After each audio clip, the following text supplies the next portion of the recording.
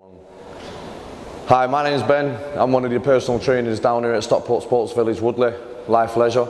We're going to go through some small tips, big steps, technique, different exercises. First exercise today is going to be the squat. Okay guys, welcome back. This is Liam. We're going to introduce technique into the squat exercise now. We're going to work on good technique, bad technique. We're also going to work on why we should use these muscle groups. Okay, first of all, what we're asking him to do is just stand about shoulder width apart. And what we're going to ask him today is to keep his heel grounded and basically just sit back like he's sitting down into a chair, trying to make sure that his knee does not come no further than his toe, and that he's going to be pushing through the heel when he's coming back up. Okay, nice and easy. We're going to look at that technique. We're going to keep the posture nice and straight. We're going to drive that in, bring it back up. Okay, squeeze that glute back in when we come back down.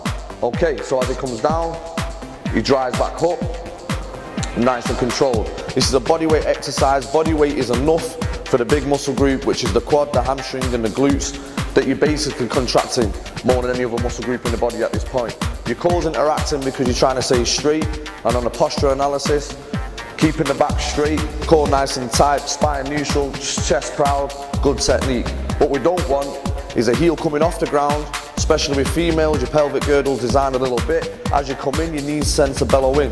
We're trying to avoid that. So we're going to keep a nice shoulder hip, shoulder alignment all the way through this exercise. So I'm going to show a little bit of bad technique. His knees are going to come in, his heels are going to come up, his body's going to curve. This is what we don't want in the squat. Alright, it's going to bellow. Joints are taking a lot of action from there. Going back into the correct technique, he's going to feel like he's sitting back.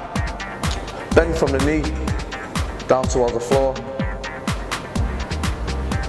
Okay, a side view now. He's going to get into the same position from the side in your own time.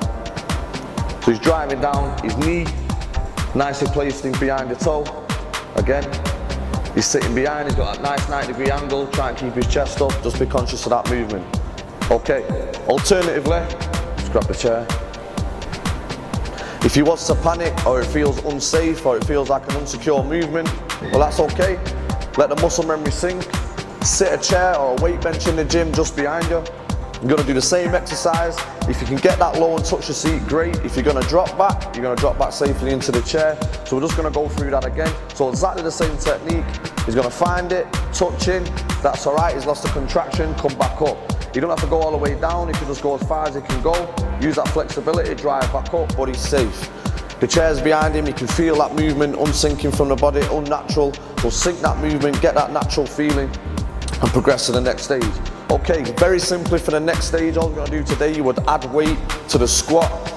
Obviously, building strength, burning more calories, burning progression, that's what we're looking for. So progression tip from here, for the next step, to be nice and easy, we're just going to adapt and bring in some kettlebells. Just grab the kettlebells from me there, Liam. Okay. Single kettlebell is added weight to the exercise now. So the same exercise, we'll use the chairs just for reference. He's going to sit in front of the chair, he's going to hold this in front. Mind you being, if you hold something like a front squat on the front, it's going to counteract your balance of the body, knowing that it can lean back a little bit more. So let's drive that in again. He's going to sit down, hold that weight. He has now progressed, he's going to throw it back up, nice and controlled. What we don't want is a rapid fire. We don't want it too quick, but again, nice tempo. So just show me a bad technique and going quick. So he's coming out, he's bringing it up, he's losing his technique, he's losing all his mind. Just keep it nice and simple. Try a count, nice and easy. 1, 2, drive, back up. 1, nice, that's perfect. Slower the better for this exercise, guys. Okay, the muscle groups, the hamstrings, the quads, the glutes. Just for now, let's concentrate on them muscle groups being a major factor of this movement. What we're getting from this is a huge calorie burn. Yes, ladies, massive calorie burn. Let's call it fat burning. Again, stimulating growth within the exercise into the muscle group. With men and women, it's a great testosterone release, so it builds a lot of growth, burns a lot of fat. I like to do this exercise sometimes if we're doing a bicep exercise, because I'm releasing a good testosterone through the body, I'm releasing a good growth hormone through the body, because it's a huge muscle group. It's going to stem the growth into the body again. So it's good to do this with a bicep exercise, but singling out on its own, great exercise, getting involved. You can do it at home, you can do it in the gym.